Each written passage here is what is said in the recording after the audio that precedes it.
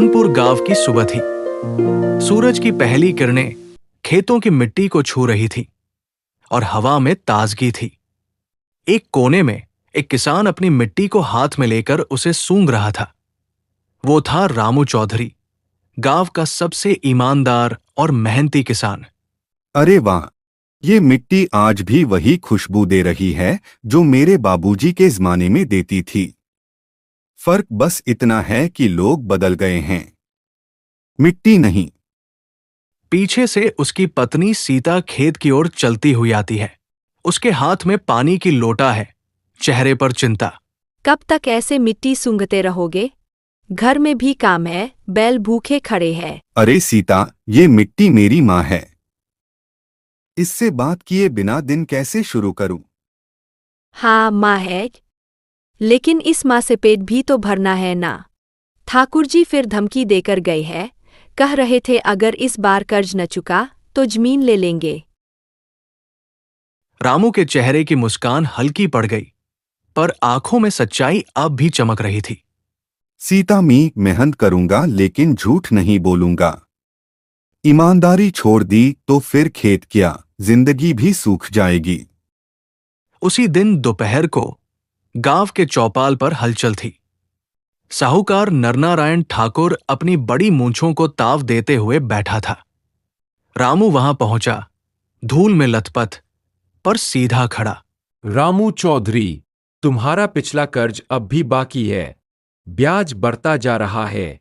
कब तक ईमानदारी के नाम पर टालता रहेगा? ठाकुर जी, बारिश वक्त पर नहीं हुई, फसल आधी रह गई, लेकिन मैं मेहनत करूंगा, सब चुका दूंगा।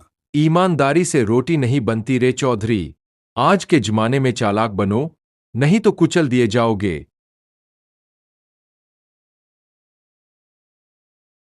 ठाकुर जी, चालाकी से कुछ पल का फायदा होता है, पर मेहनत से जिंदगी भर की इज्जत मिलती है। सन्नाटा छा गया। चौपाल पर बैठे लोग चुप हो गए। ठाकुर तिलमिला उठा, पर रामू बिना कुछ बोले चला गया। रात का सन्नाटा था। घर के भीतर चूल्हे की लौ झिलमिला रही थी। सीता रोटी पका रही थी और उनका बेटा गुड्डू किताब में सिर झुकाए बैठा था। अम्मा, मास्टर जी कहते हैं कि शहर जाकर बड़ा आदमी बनो बाबा, गांव में रहकर क्यों खेती करते हैं? क्योंकि तेरे बाबा का दिल इस मिट्टी में बसता है बेटा। पर तू पर, ताकि एक दिन इस मिट्टी का हक दिला सके। तभी दरवाजा खुला।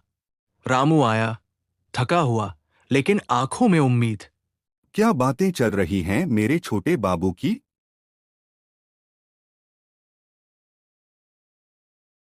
बस बेटा, यही तो असली खेती है, सपनों की खेती। अगले दिन सुबह खेत में रामू और सीता काम कर रहे थे। तभी साइकिल की घंटी बजी। गांव की अध्यापिका नीलम दीदी आई। रामू भैया, नई योजना आए हैं, जैविक खेती और ड्रिप सिंचाई की। सरकार आधा पैसा देगी, बाकी किसान मिलकर लगाएंगे। दीदी, कागजी काम में हम लोग फंस जाते हैं, हमें कौन सुनता है? अगर कोई शुरुआत नहीं करेगा तो गांव कभी नहीं बदलेगा। आपसे उम्मीद है, रामू भैया। रामू कुछ पल सोचता रहा, फिर मिट्टी की मुट्ठी उठाकर देखी। ठीक है दीदी, इस बार कोशिश करेंगे। अगर नई राह से गांव का भला हो तो कदम पीछे क्यों रखें? दिन बीतते गए। ठाकुर और उसके आदमी हंसते रहे। रामू पागल हो गया, पर रामू ने हार नहीं मानी। उसने 5 किसानों को साथ जोड़ा। सबने मिलकर नई तकनीक अपनाई। बरसों के बाद पहली बार खेतों में सुनहरी फसल झूमी। रामू, देखो इस बार फसल कितनी बढ़िया हुई। हाँ सीता, देखो मिट्टी ने फिर मेरा साथ दिया। गांव में खबर फैल गई, रामू चौधरी की फसल सबसे अच्छी। सरकारी अधिकारी आए और उसी चौपाल पर, जहां ठाकुर ने कभी उसे अपमानित किया था, आज सम्मान समारोह हो रहा था। ए रामू चौधरी जी, आपने साबित किया कि ईमानदारी और मेहनत से गांव बदल सकते हैं। सारे गांव ने तालियां बजाई। ठाकुर वही बैठा था, झुका सिर, लेकिन चेहरे पर एक हल्की मुस्कान। ठाकुर जी आइए, अब खेती में चालाकी नहीं, एकता चाहिए। ठाकुर कुछ पल चुप रहा, फिर धीरे से बोला, रामू, तुझसे बहुत कुछ सीखना बाकी है। धनपुर गांव बदल गया। हर खेत में नई तकनीक, हर किसान के चेहरे पर मुस्कान।